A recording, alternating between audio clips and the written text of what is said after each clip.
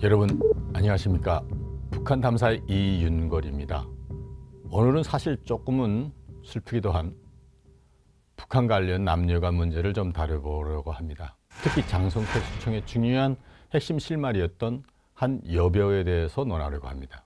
그의 공식 처형 제목은 수령에 대한 반역죄입니다. 허나 이것뿐이겠습니까? 장성택의 정치적 숙청에 최종적으로 반대하던 부인 김경희 조직비서가 돌아선 계기 중 하나는 장성택의 여색이었던 것으로 판단됩니다.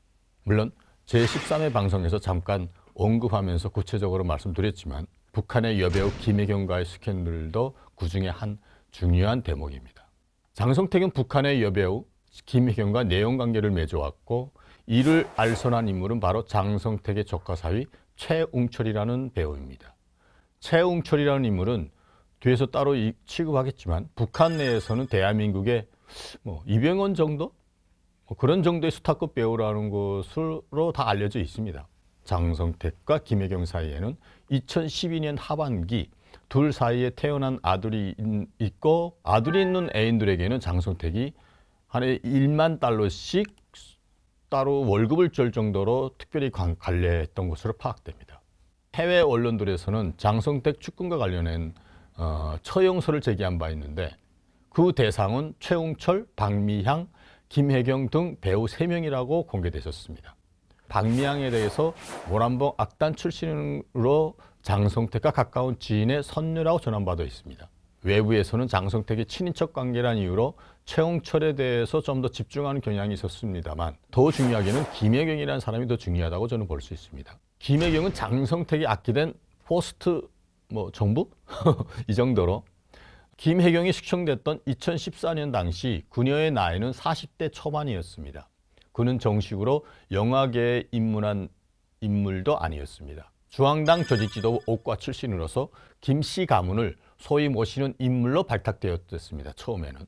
다시 한번 북한의 옥과에 대해서 간단히 설명한다면 김씨 가문 일가와 핵심 간부들의 봉사를 도맡는 부서인데 전국의 고등학교에 재학 중인 여학생들 중 미모와 지성을 겸비한 인재들을 차출해서 이 부서에 배치합니다. 옥과의 배치가 결정된 여학생들은 특히 졸업 연 전까지는 학생 신분으로 업무와 관련된 교육을 별도로 받게 됩니다.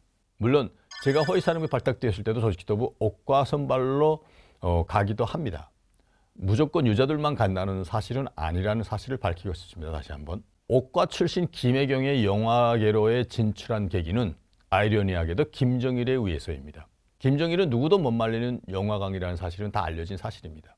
김정일은 당에 첫 발을 디뎠을 때부터 선전선동부 영화예술선전 담당 부서를 맡는 책임 지도원으로 시작됐습니다. 1990년대 중반 김정일은 당시 활동하던 영화계의 여배우들에 대해서 낙제점을 줬습니다. 요즘에 나오는 애들은 여주인공들이 왜 이렇게 인물이 한심해 하며 불만에 섞인 말을 한 적이 있다고 합니다. 이때 옆에서 이 말을 새겨들은 장성택이 요즘 대부분 이쁜 애들은 다 모두 옷가루 사출되는 바람에 하며 김정일의 기분에 잡히지 않도록 바람을 잡은 일이 있었다고 합니다. 그래서 김정일의 지시에 의해서 방침 지시에 의해서 옥과 출신 애들 중 일부 인물들이 배우로 발탁되게 되는 일이 벌어지는데 그 인물 중 한 명이 바로 김혜경이었고 김혜경은 이렇게 옥과 소속 인재 중에서도 단연 눈에 띄는 것으로 파악되었습니다. 김혜경의 대표작은 줄기는 뿌리에서 자란다라는 작품이고 해당 작품은 1997년 조선예술영화 촬영서 제작했는데 깽단 돌격대 노동자 출신들과의 과업과 실패, 국복 과정, 그리고 그 속에서 피어난 사랑, 들은 그때 당시에는 파격적인 어떠한 스토리로 된 영화였는데 거기서 주인공으로 자리를 꿰찼는데 이 작품의 남자 주인공은 북한에서 손꼽히는 미남 배우 리영호였습니다. 리영호는 홍길동, 북한에서 유명한 홍길동 영화의 주인공이기도 하고 높은 예술성과 탄탄한 스토리로 당시 북한 주민들로부터 많은 사랑을 받아온 것으로 알려졌습니다. 고난의 행군 당시 어려운 북한의 실태를 그대로 재현한다는 측면, 북한 주민들에게는 그런 이유로 인해서 큰 감흥을 일으킨 영화로 알려집니다. 이 작품을 통해서 당연히 완전한 스타덤에 올랐던 것으로 파악이 되고 김혜경은 이후에도 철새로 묵지 못한다, 사랑의 거리, 피 묻은 낙패, 평양 날바람 등 수많은 작품들에 출연했습니다. 김혜경은 사실은 결혼 경험이 있는 유부녀였습니다. 20대 후반과 30대 초반 사이에 허위사령부 정치국 조직부장의 며느리가 되었던 적이 있습니다. 북한에서 정치국 조직부장이라 하면 인사권과 감시권을 가지고 있는 나눈 새도 떨군다는 실세라는 측면에서 특히 허위사령부 정치국 조직부장의 며느리라면 뭐 할 말 다 했다고 볼 수 있습니다. 시아버지의 권력도 막강했지만 그의 남편도 허위사령부 산하의 무역회사 사장 자리에 오른 권력자였던 것으로 파악되고 둘 사이에는 현재 10대 중반의 아들이 있는 것으로 확인이 되는데 결과적으로 김혜경은 북한에서 어마어마한 권력을 이미 젊었을 때부터 거머쥐게 됩니다.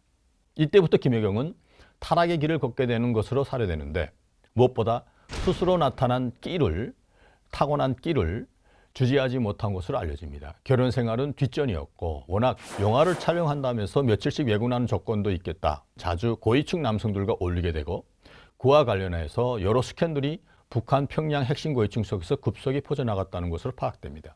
중앙당 작전부 소속의 한 연락소장과 선전선동부 영화 담당 간부들을 비롯해서 영화 촬영소의 당내 책임 간부들과도 숱한 스캔들이 있었던 것으로 확인됩니다. 1년에서 길게는 2년 동안 내연관계를 비밀리에 유지하며 동거 생활을 이어가는 경우도 있었다고 합니다.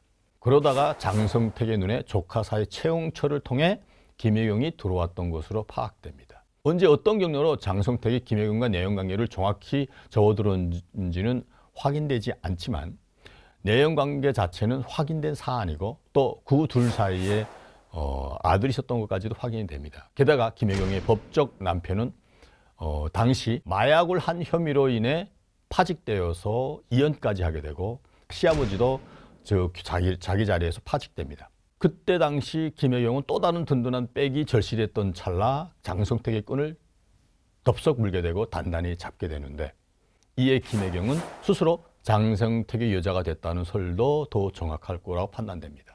두 사람은 처음부터 기뻤던 관계는 아니었던 것으로 파악되지만 장성택은 김혜경과 접촉할 때마다 미화 수천 달러 혹은 그 이상의 상응한 폐물을 건넜던 것으로 파악되고 해당 현금은 김혜경의 입막음을 위한 화대에 가까웠다고 해야 할까.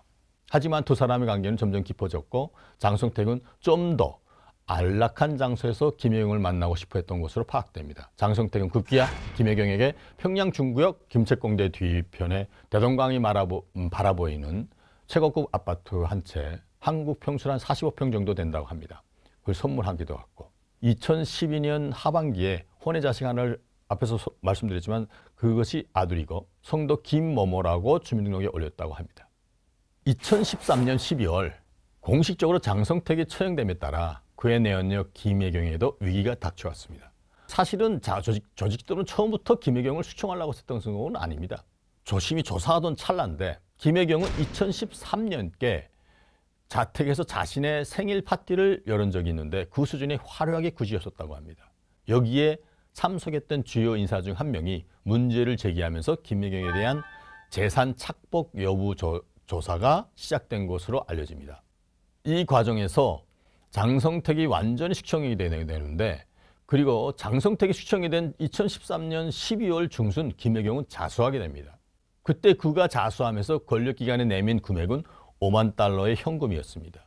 하지만 문제는 김혜경이 내놓은 돈은 극히 일부였다는 점입니다. 조직도원은 주변을 감시하며 남은 돈이 있을 것이라고 파악했고 김혜경의 자택을 급습했습니다. 초기에는 적당히 조사하고 수사하고 나오려던 찰나 가지고 갔던 금 탐색기가 소리를 냈던 것, 냉장고가 부엌에도 있고 안방에도 하나 더 있었던 것으로 알려졌는데 문이 2개인 대형 냉장고 안에서 소리가 났던 것으로 파악됩니다. 현금으로 40만 내지 50만 달러와 함께 상당량의 금이 있었던 것으로 파악됩니다.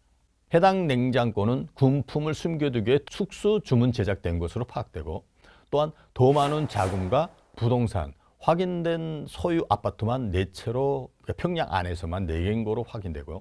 조직지도부는 김혜경에 대한 괘씸죄로 가중처벌했다고 보입니다. 이 모든 것이 김경희에게 직접 보고됐고 다만 제가 확인한 바에 따르면 김혜경은 일부 해외 매체들이 주장하는 대로 곧장 총살되진 않았고 2014년 6월경 정치범 수용소 완전 폐쇄 지역에 보냈던 것으로 확인됩니다.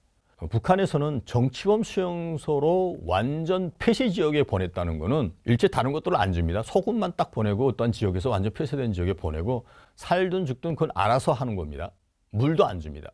물론 장성택 사이에 얻어진 혼외자도 함께 수감된 것으로 알려졌습니다. 2014년 김혜경이 숙청됐을 당시 이 아이는 첫 돌을 지나고 6개월이 더 됐다고 합니다. 후에 확인한 바에 의하면 김혜경과 그의 아이는 소리 소문 없이 나타나지 않았다고 합니다. 그것은 결국은 멀리 천국으로 갔다고 저는 봅니다. 오늘 이 사실 하나를 놓고 봐도 북한 인권의 어떠한 정말 막막함 또는 삭막함 이런 것을 다시 한번 알게 되는 중요한 계기가 아니었을까. 한편 당시 장성택의 어떠한 그 김혜경을 추천한 최영철에 대해서 다시 한번 집중하고 싶은데요. 최영철은 다름 아닌 장성택 누나의 조카와 결혼한 장성택에겐 조카사이고, 애초 북한에서 유명한 인민배우 출신이었던 최영철은 결혼 후 초가의 든든한 배경 속에서 인민보안부 산하 외화보류의 각종 이권 사업에 관여했던 것으로 파악됩니다. 택시 사업권 독점권도 보장한 록산무역총회사 사장이었고, 문제는 장성택 처형 직후입니다. 장성택과 함께 각종 부적절한 이권에 개입했다는 이유로 2014년 2월경 처형됐습니다. 처형의 동기는 평양제일고등학교 선물 사건인 것으로 알려졌습니다. 최영철의 아들이 개인 생일 때 초청한 교원들과 동기들에게 최소한 $500 이상의 선물, 현금 $300 포함해서 외화 제품을 선물로 준 경우 그것이 확인이 되었는데, 이것이 조직지도부 11과로 직접 보고되었고 김정은에 의해서 검열 지시가 내려졌던 것으로 파악됩니다. 이 검열로 최영철의 부하방탕한 생활이 적나라하게 공개되었던 것입니다. 물론 택시 회사를 운영하던 최영철의 제거는 장성택 세력을 정리하고자 한 김정은의 의도가 분명히 담겨져 있다고 보입니다.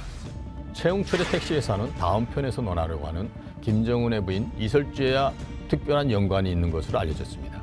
더 재미있고 흥미로운 사실들이 전개될 것입니다. 기대해 주십시오. 감사합니다.